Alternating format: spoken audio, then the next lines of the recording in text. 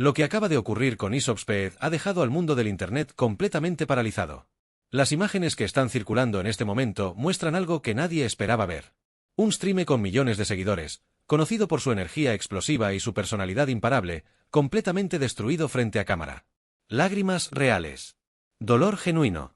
Y todo por la eliminación de Portugal en un torneo que significaba absolutamente todo para él. Pero lo que muchos no saben es que detrás de esas lágrimas existe una historia mucho más profunda. Una conexión emocional que va más allá del fútbol. Y cuando descubras la verdadera razón de su reacción, entenderás por qué esto se convirtió en uno de los momentos más virales del año. Estamos hablando de eShopSpeed, uno de los streamers más grandes del planeta. 18 millones de suscriptores en YouTube. Transmisiones en vivo que alcanzan cientos de miles de espectadores simultáneos. Un creador de contenido que ha construido su imperio sobre la base de reacciones extremas, gritos, energía descontrolada y una autenticidad que muy pocos logran mantener en Internet. Pero esta vez fue diferente. Porque cuando Portugal quedó eliminado, Speed no actuó. No exageró para las cámaras. No buscó contenido. Simplemente se derrumbó. Las imágenes son devastadoras. Speed sentado frente a su setup, con la camiseta de Cristiano Ronaldo puesta, viendo cómo Portugal caía derrotado. Sus manos cubriendo su rostro. Su voz quebrándose. Intentando hablar pero sin poder articular palabra. Y entonces las lágrimas. Lágrimas que corrían por su rostro sin control mientras millones de personas observaban en tiempo real. Sus moderadores no sabían qué hacer. El chat explotaba con mensajes de apoyo pero también de sorpresa. Porque incluso para sus seguidores más fieles, esta reacción parecía ir más allá de lo normal. Pero aquí es donde la historia se vuelve realmente interesante. Porque Speed no es solo un fan casual de Portugal. Su obsesión con Cristiano Ronaldo ha sido documentada durante años. Cada transmisión, cada vídeo, cada aparición pública incluye alguna referencia al jugador portugués. Tiene su camiseta. Tiene pósters en su habitación. Ha viajado por el mundo intentando conocerlo. Ha gritado su nombre en estadios, en calles, en eventos públicos. Para Speed, Cristiano no es solo un jugador de fútbol. Es su ídolo absoluto. Su inspiración. La razón por la cual comenzó a interesarse en el deporte. Y cuando Portugal entró en este torneo, Speed lo dejó claro desde el primer día. Transmitió cada partido. Reaccionó a cada jugada. Celebró cada gol como si él mismo lo hubiera anotado. Construyó contenido completo alrededor del desempeño de la selección portuguesa. Sus números de audiencia se dispararon. Millones de personas sintonizaban no solo para ver fútbol, sino para ver a Speed viviendo cada momento con una intensidad que ningún otro creador podía replicar. Pero entonces llegó el partido que lo cambiaría todo. Portugal enfrentaba un encuentro decisivo. Speed preparó una transmisión especial. Decoró su habitación con banderas portuguesas. Se vistió completamente con la indumentaria del equipo. Prometió a su audiencia que este sería el estream más épico de su carrera. Porque Portugal iba a ganar. Cristiano iba a brillar. Y Speed iba a estar ahí para celebrarlo con el mundo entero. Los primeros minutos del partido fueron prometedores. Speed gritaba con cada ataque portugués. Se levantaba de su silla. Gesticulaba frente a la cámara. La energía era exactamente la que sus fans esperaban. Pero conforme avanzaba el encuentro, algo comenzó a cambiar. Portugal no encontraba el gol. Las oportunidades se desperdiciaban. Y en el rostro de Speed empezaba a aparecer algo que rara vez se veía: preocupación genuina. Cuando el equipo rival anotó, la reacción de Speed fue inmediata. Gritos de frustración. Golpes contra el escritorio. Pero todavía había esperanza. Todavía quedaba tiempo. Y Speed se aferró a esa posibilidad con todo lo que tenía. Animaba a la pantalla como si los jugadores pudieran escucharlo. Suplicaba por un milagro. Por una jugada de Cristiano que cambiara la historia. Pero ese momento nunca llegó. Y cuando el árbitro pitó el final del partido, confirmando la eliminación de Portugal, algo se rompió. Speed se quedó completamente inmóvil. El sonido del estadio resonaba en su transmisión, pero él no decía nada. Sus ojos fijos en la pantalla. Procesando lo que acababa de ocurrir. Y entonces comenzó. Primero fue silencio. Luego una respiración entrecortada. Sus manos subieron lentamente hasta cubrir su rostro. Y cuando las apartó, todos pudieron verlo. Lágrimas. Reales. Incontrolables. Speed intentó hablar, pero su voz se quebraba con cada palabra. Intentó explicar lo que sentía, pero las emociones eran demasiado fuertes. Y por varios.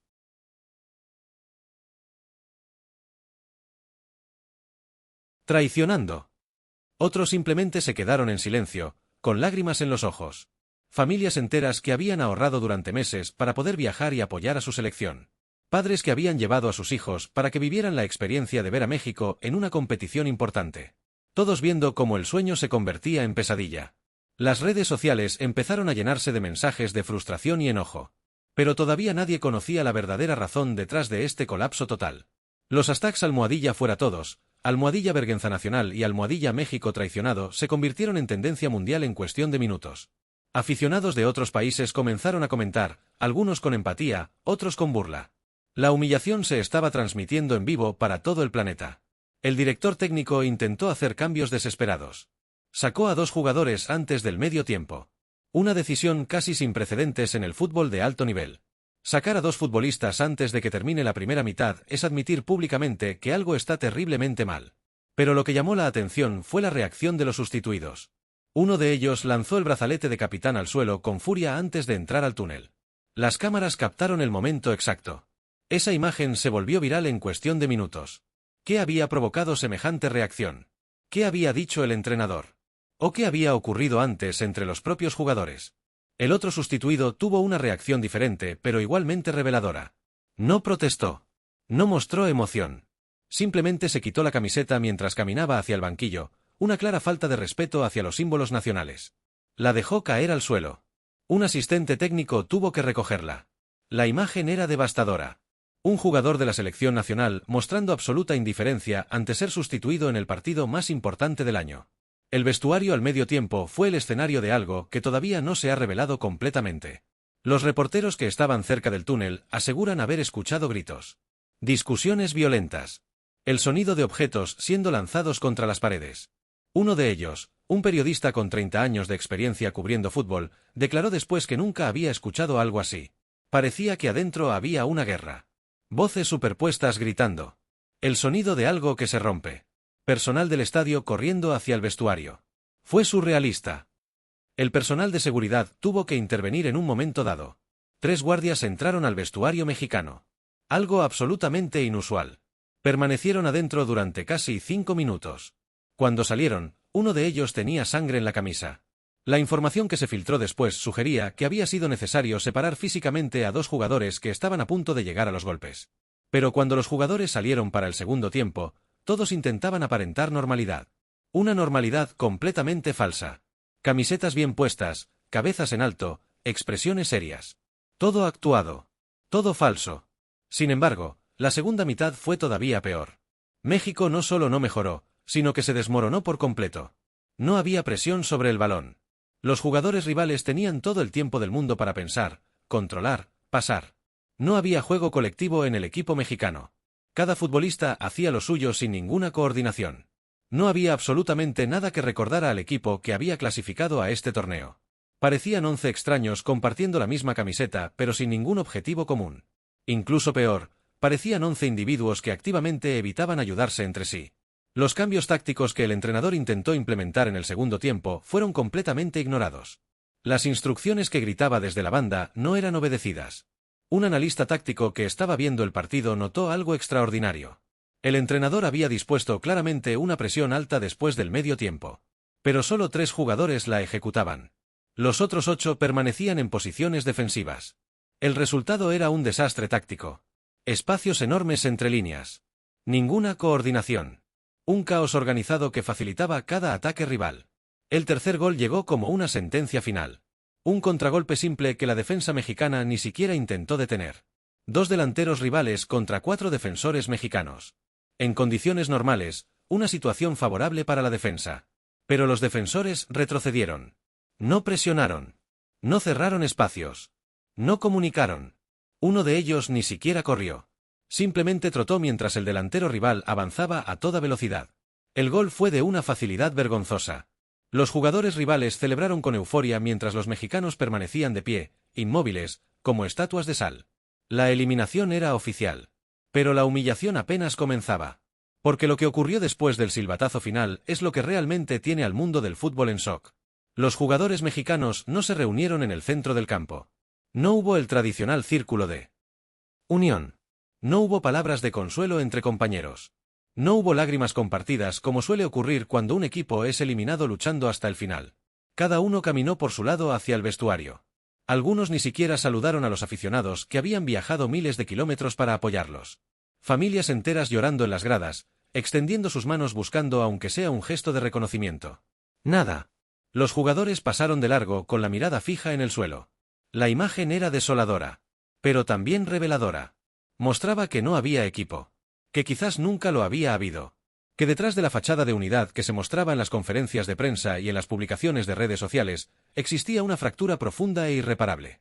Una división que finalmente había explotado en el peor momento posible. Entonces comenzaron a filtrarse las primeras informaciones desde dentro.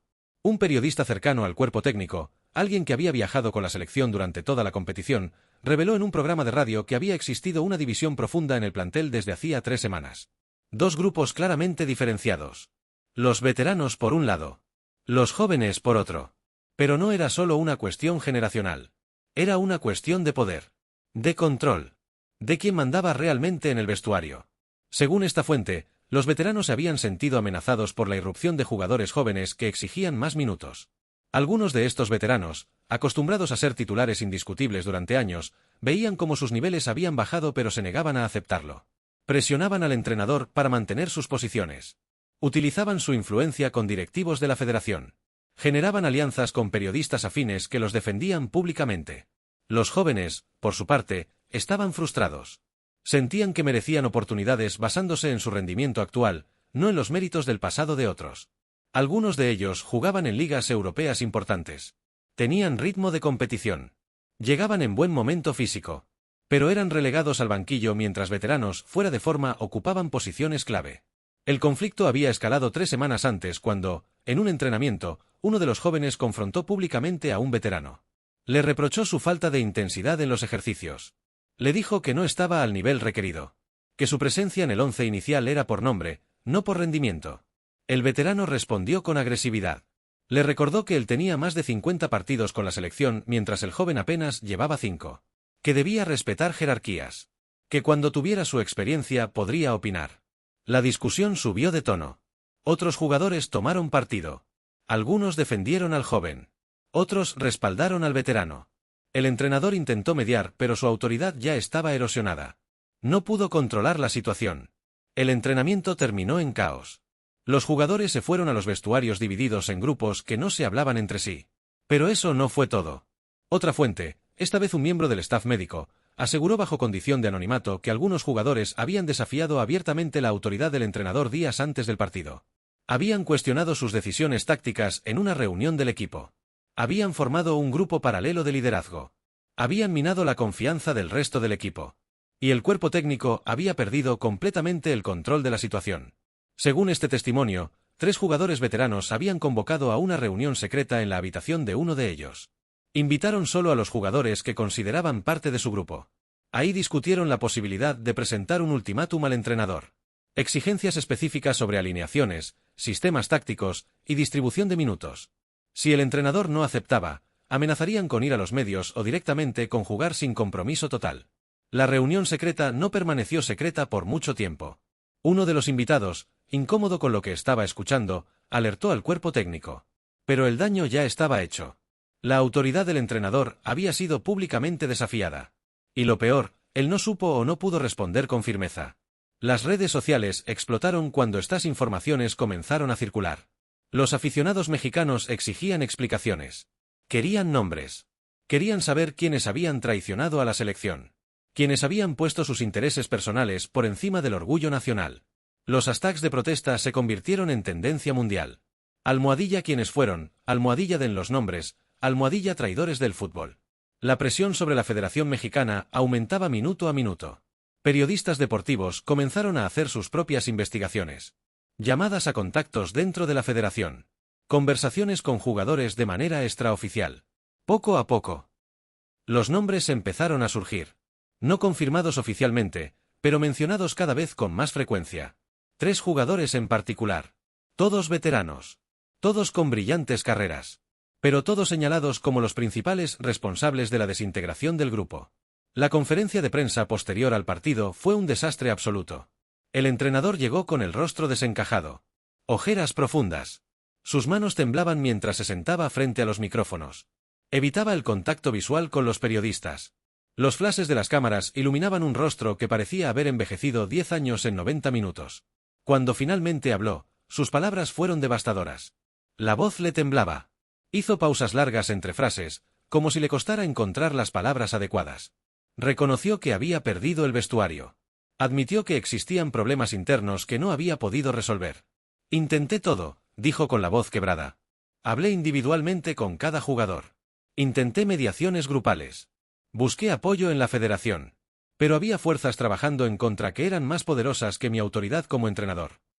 Y entonces dejó caer una frase que heló la sangre de todos los presentes. Hay cosas que ocurrieron que no puedo revelar públicamente porque afectarían gravemente a personas específicas. Pero quiero que sepan que esto no fue solo un problema futbolístico. Hubo comportamientos inaceptables que nunca debieron ocurrir en una selección nacional. Comportamientos que van contra todo lo que representa el deporte. Y me duele enormemente no haber podido detenerlos. Esa declaración abrió una caja de Pandora. ¿A qué se refería exactamente? ¿Qué comportamientos? ¿Quiénes fueron los responsables? ¿Estaba hablando solo de divisiones y conflictos internos o había algo más? ¿Algo más oscuro? Los periodistas presentes intentaron presionar para obtener más información. Las preguntas se superponían unas con otras. ¿Puede dar nombres? ¿A qué comportamiento se refiere específicamente? La federación estaba al tanto. ¿Por qué no actuó antes? El entrenador negó con la cabeza. No puedo decir más. Ya dije demasiado quizás. Pero mi conciencia está tranquila. Hice todo lo que pude con las herramientas que tenía. Ahora corresponde a otros investigar y tomar decisiones. Se levantó de la mesa y abandonó la sala en medio del caos de preguntas sin respuesta. 2 asistentes tuvieron que escoltarlo mientras los periodistas intentaban seguirlo con cámaras y micrófonos. Mientras tanto, en el vestuario, algo todavía más grave estaba ocurriendo. Según filtraciones de personal del estadio que pidió no ser identificado, 2 jugadores protagonizaron un enfrentamiento físico. La discusión comenzó apenas los jugadores entraron después del pitido final. Uno de ellos, supuestamente del grupo de los jóvenes, explotó. Comenzó a gritar acusaciones. Señaló directamente a otro jugador. Esto es tu culpa. Tú y tu grupo de amigos destruyeron este equipo. Jugaste sin ganas. Saboteaste cada jugada. Preferiste que México fuera eliminado antes que aceptar que ya no estás al nivel. El acusado respondió levantándose violentamente de su asiento. ¿Quién te crees para hablarme así?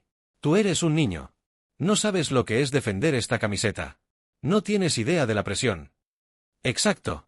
Defiende la camiseta, no tu ego. Hoy demostraste que te importa más tu orgullo que México. Ahí fue cuando las cosas se salieron de control. El veterano acusado avanzó amenazadoramente hacia el joven. Otros jugadores se interpusieron. Pero ambos lograron empujarse. El joven lanzó un golpe que no conectó. Tuvieron que ser separados por 4 compañeros y miembros del cuerpo técnico. Los gritos continuaron incluso después de estar físicamente separados. ¡Cobarde! ¡Traidor! La historia te recordará como el que vendió a su país. ¡Cállate! No sabes nada. Nada de lo que pasó. Cuando sepan la verdad completa todos se van a callar. Esa última frase quedó flotando en el aire. ¿Qué verdad completa? ¿Qué información faltaba por conocerse? ¿Había algo más detrás de todo esto? Las acusaciones eran extremadamente graves. Si resultaban ciertas, estaríamos ante uno de los escándalos más grandes en la historia del fútbol mexicano. Un jugador internacional acusado de traicionar a su selección. De fingir lesiones durante el partido. De no competir con honestidad. De deliberadamente jugar mal. De destruir desde dentro. Las posibilidades de todo un país. Las implicaciones eran enormes. No solo deportivas. También legales, éticas, morales. Pero cuando parecía que la situación no podía empeorar, apareció un vídeo. Un aficionado que había conseguido acceso a una zona cercana al túnel de vestuarios había logrado grabar con su teléfono móvil. En las imágenes, borrosas por la distancia y la mala iluminación pero audibles, se escuchaba claramente a un jugador mexicano gritando a otro. Esto es tu culpa. Tú y tu grupo de amigos destruyeron este equipo desde adentro. Ojalá nunca vuelvas a ponerte esta camiseta. No la mereces. La ensuciaste. La respuesta del otro no se escuchaba tan clara, pero se podían distinguir palabras sueltas. Mentiroso, tú sabes, la verdad, pagarán. El vídeo se volvió viral en menos de una hora. Millones de reproducciones. Compartido en todas las plataformas. Análisis cuadro por cuadro intentando identificar las voces. Expertos en lectura de labios contratados por programas deportivos tratando de descifrar cada palabra. El escándalo había alcanzado proporciones monumentales. Ya no era solo un tema deportivo. Era un fenómeno mediático nacional. La Federación Mexicana se vio obligada a emitir un comunicado de emergencia a las 2 de la mañana. Palabras genéricas sobre respeto, profesionalismo y unidad. La Federación Mexicana de Fútbol lamenta profundamente la eliminación y reconoce el dolor de millones de aficionados. Estamos comprometidos con investigar cualquier irregularidad y tomar las medidas correspondientes. Pedimos respeto hacia todos los involucrados mientras se esclarece la situación. Pero nadie les creyó. Los aficionados exigían una investigación profunda. Querían que se identificara y sancionara a los responsables de la debacle. Querían justicia. Querían cabezas. Los comentarios en redes sociales eran brutales. Ya no queremos palabras bonitas. Investigación transparente ya. Que renuncien todos. Limpieza total. Entonces comenzaron a aparecer más testimonios. Personas que habían estado cerca de la selección durante la competición empezaron a hablar. Un utilero que había trabajado con la selección durante 15 años habló en condición de anonimato para un programa de radio nocturno. Su testimonio fue devastador. Llevo muchos años en esto. He visto de todo. Discusiones, egos, problemas. Es normal. Son seres humanos bajo presión. Pero nunca había visto algo como esto. Era un ambiente tóxico desde el primer día de concentración. Jugadores que llegaban tarde a los entrenamientos sin consecuencias. Otros que desafiaban abiertamente las indicaciones tácticas del entrenador. Había subgrupos que comían separados, viajaban en diferentes zonas del autobús, y ni siquiera se saludaban en los pasillos del hotel. El utilero describió escenas específicas que pintaban un cuadro aterrador. Jugadores que pedían habitaciones en pisos diferentes para no tener que cruzarse con compañeros que no les caían bien. Entrenamientos donde algunos futbolistas se negaban a hacer ciertos ejercicios si los ponían en el mismo equipo que determinados compañeros. Reuniones tácticas donde algunos jugadores usaban sus teléfonos abiertamente mientras el entrenador hablaba, en clara falta de respeto. Una vez, continuó el utilero, vi a 2 jugadores casi llegar a los golpes por quien iba a usar primero el gimnasio del hotel. Cosas ridículas. Peleas de ego constantes. Y lo peor es que el cuerpo técnico parecía no tener herramientas para manejar la situación. O no querían enfrentar a ciertos jugadores por miedo a las consecuencias políticas dentro de la federación. Un exjugador de la selección, ahora retirado y trabajando como comentarista, concedió una entrevista explosiva a un importante diario deportivo. Sin pelos en la lengua, acusó a la generación actual de carecer de compromiso, de estar más preocupados por sus contratos en Europa que por la camiseta nacional, de no tener el hambre y la pasión que caracterizaba a generaciones anteriores. Cuando yo jugaba, declaró con evidente molestia y nostalgia, dejábamos la vida en la cancha. No importaba si estabas lesionado, cansado o en conflicto con alguien. Cuando sonaba el himno, todo eso desaparecía. Éramos 11 mexicanos peleando por el mismo objetivo. Había respeto. Había jerarquía. Había valores. Pero esta generación no entiende lo que significa representar a México. Para muchos de ellos, la selección es solo un trámite. Una obligación molesta que los aleja de sus clubes en Europa. No sienten la camiseta. Y esto que acabamos de ver es la consecuencia directa de esa falta de compromiso. Generaron defensas desde algunos sectores. Periodistas cercanos al plantel actual salieron a matizar. Argumentaron que era injusto generalizar. Que había jugadores que sí habían dado todo. Que el problema no era de toda la generación, sino de algunos elementos específicos que habían envenenado el ambiente. Que culpar a todos por las acciones de unos pocos era precisamente el tipo de pensamiento que perpetuaba los problemas del fútbol mexicano. Un periodista que había viajado con la selección durante toda la competición escribió una columna de opinión defendiendo a algunos jugadores. Es fácil señalar a toda una generación desde la comodidad de un estudio de televisión. Yo estuve ahí. Vi jugadores llorar de frustración después de entrenamientos. Vi futbolistas que querían más minutos pero respetaban las decisiones. Vi jóvenes que intentaron mediar en conflictos entre veteranos. No todos son culpables. De hecho, varios son víctimas de una situación que escapó de su control. Y entonces ocurrió algo inesperado que cambiaría completamente la narrativa pública. Uno de los jugadores jóvenes, alguien que apenas había tenido 15 minutos de juego durante todo el torneo, publicó un mensaje en sus redes sociales. Un texto extenso, emotivo y devastadoramente honesto. El mensaje fue publicado a las 4 de la mañana, hora de México. Claramente escrito en un momento de profunda emoción y probablemente sin mucho sueño. Hoy perdimos más que un partido. Perdimos el respeto de nuestra gente. Y lo peor es que algunos de nosotros ya lo habíamos perdido hace tiempo. Me duele admitir, y me tiemblan las manos mientras escribo esto, que dentro de este grupo hubo comportamientos que no merecen vestir estos colores. Hubo egoísmo del más puro. Hubo intereses personales colocados descaradamente por encima del colectivo. Hubo falta de compromiso real.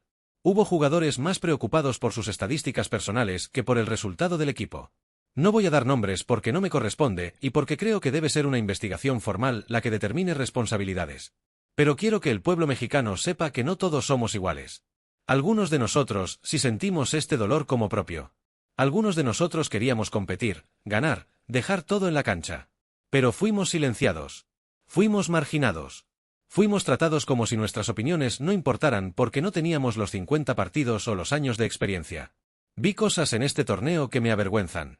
Vi a compañeros pelearse por quién saldría en las fotos oficiales en mejor posición. Vi discusiones sobre quién tendría más presencia en redes sociales oficiales. Vi a jugadores más preocupados por sus marcas personales que por el resultado colectivo. Y lo más triste, vi cómo algunos decidieron que si no jugaban ellos, preferían que el equipo perdiera antes que otros tuvieran éxito. Les prometo que voy a trabajar para recuperar su confianza. Les prometo que los que realmente amamos estos colores vamos a hacer todo lo posible para limpiar el nombre de esta selección.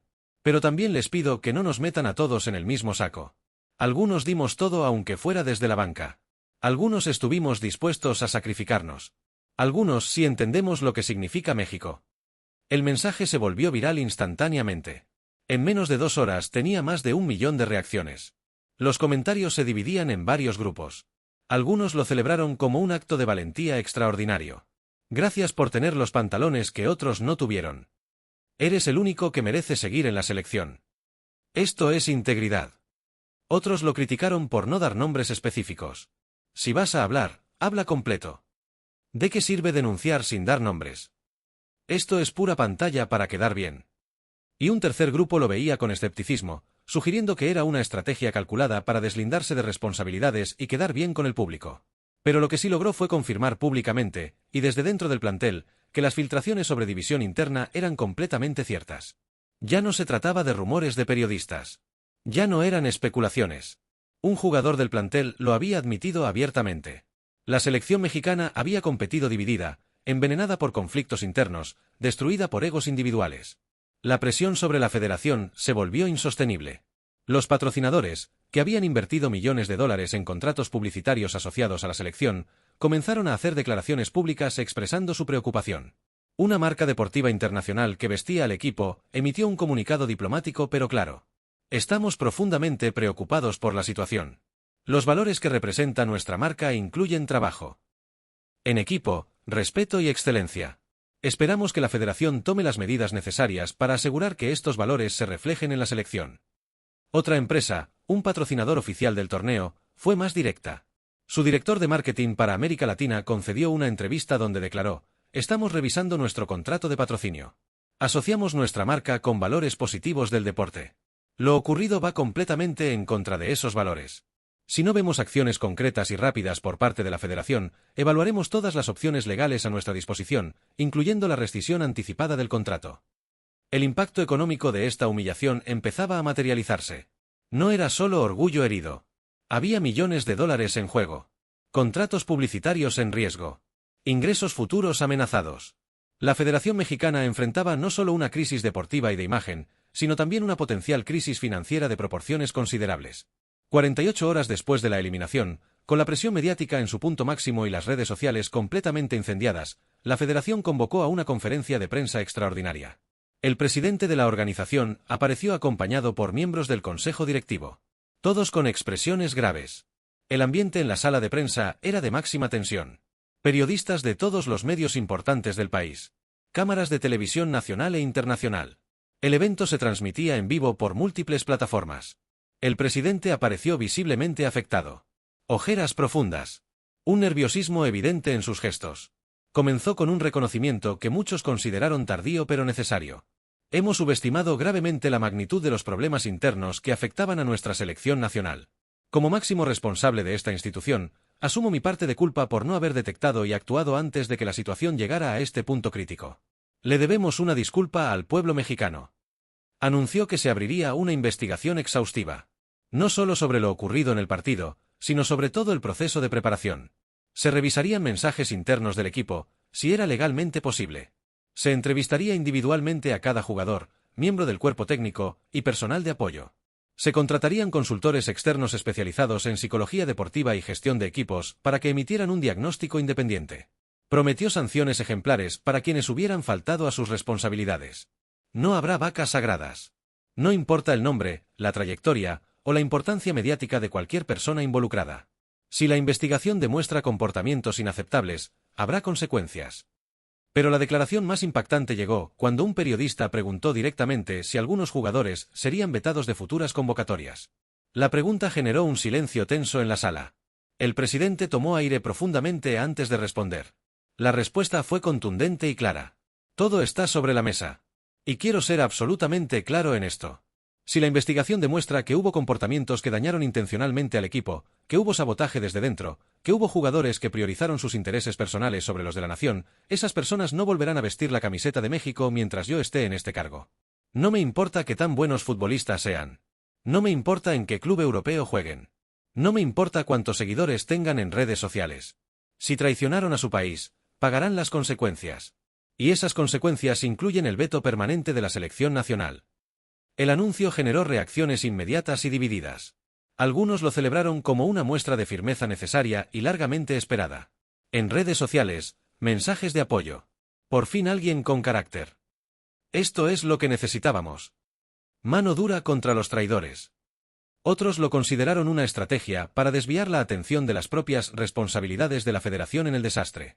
Periodistas de investigación señalaban que era conveniente culpar solo a los jugadores cuando claramente había fallos administrativos y de gestión en múltiples niveles. ¿Y la responsabilidad de la federación? ¿Quién va a investigar a los investigadores? Esto es buscar chivos expiatorios. Porque, después de todo, ¿cómo había permitido la organización que la situación llegara a ese extremo? ¿Por qué no detectaron los problemas antes cuando claramente venían gestándose desde hacía semanas? ¿Por qué mantuvieron a un entrenador que claramente son genuinos y no cosméticos? De que esto nunca, absolutamente nunca, volverá a repetirse. Porque lo único verdaderamente peor que sufrir una humillación deportiva es no aprender absolutamente nada de ella. Y convertir trágicamente el fracaso en un ciclo repetitivo destructivo que condena a futuras generaciones completas a vivir exactamente lo mismo una y otra vez. El tiempo dirá si aquella noche oscura de eliminación fue un final doloroso o un nuevo comienzo esperanzador.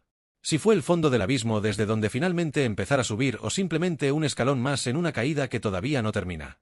Lo que sí es absolutamente seguro es que marcó un antes y un después rotundo en la historia del fútbol mexicano. Y que todos los involucrados, absolutamente todos desde jugadores hasta directivos, cargarán con esa marca el resto de sus vidas profesionales y personales.